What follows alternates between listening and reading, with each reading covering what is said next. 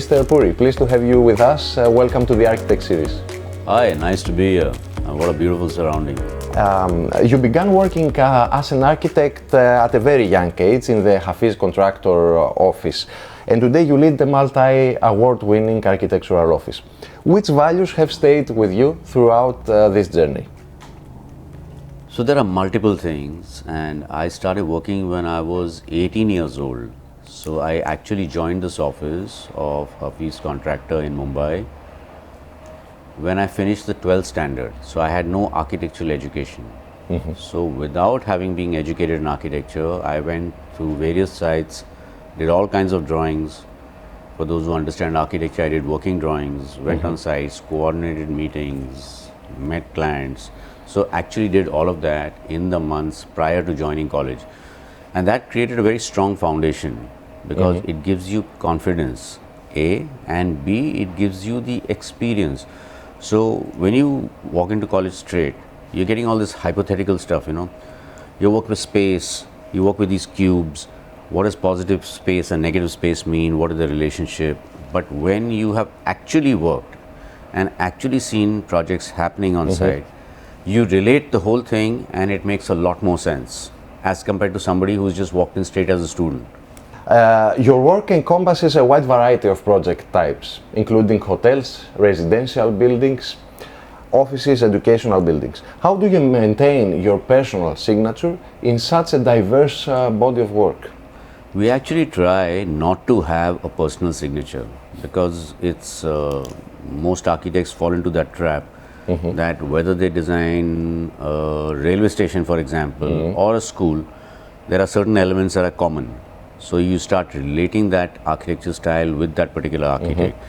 Here we try to be contextual and respond to the site, but while responding to the site, you also want to create something that is unique and different to experience.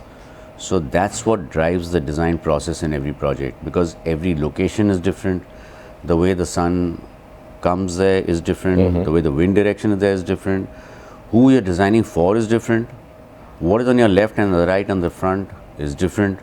So there are no two sites which are the same in any way, unless you land up with two sites next to each other.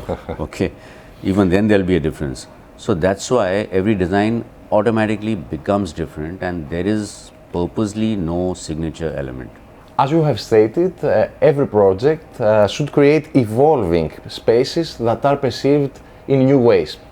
Does this influence your design decisions in the beginning of a project? So that actually drives the design decisions because let's say you are planning a school.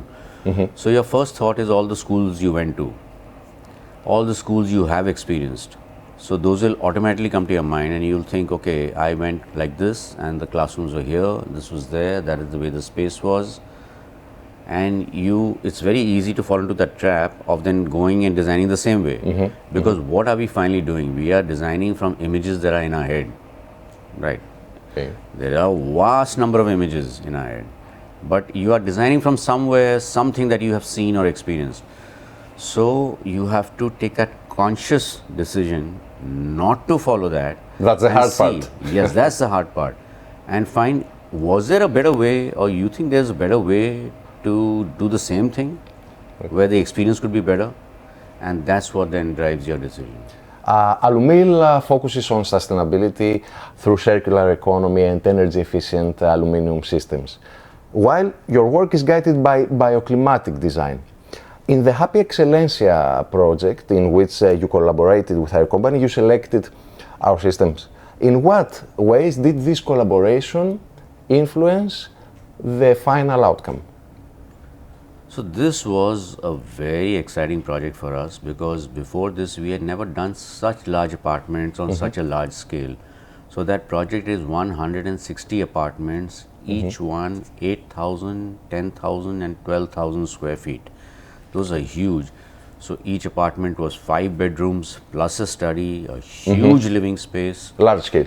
Yeah, very, very large as compared to anything that we had done before. In terms of size of apartments, because normally in a city like Mumbai or two-bedroom apartments normally 2 bedroom, even if it's 3 bedroom, the 3 bedroom is done in like under 2,000 square feet. This was like starting point, 8,000 was the smallest apartment. Enormous, yeah. So you spend a lot of time convincing first the developer that you got to give expansive open spaces. Okay. And then for the building to respond to the site and the climate, because Surat is in Gujarat in India, where temperatures are in excess of 45 degrees Celsius in the summer months. That's a lot. So when we created these large protected, cantilevered balconies to each apartment, and those balconies are 900 square feet each. I mean, in the balcony of that apartment, a 2-bedroom Bombay flat will fit. Wow. So they're that large. So of course we wanted an excellent aluminium window company which satisfied those norms. So the collaboration was smooth? It was very smooth and everybody was very happy with the outcome. Finally, I would like to ask you about your aspirations for the future. What dreams guide your vision for the coming years as an architect?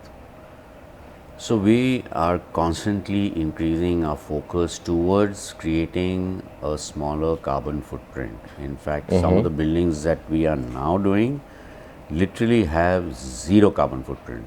We are building with stone from the site.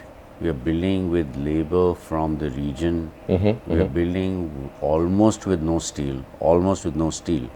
Even the slabs are going to be built in stone.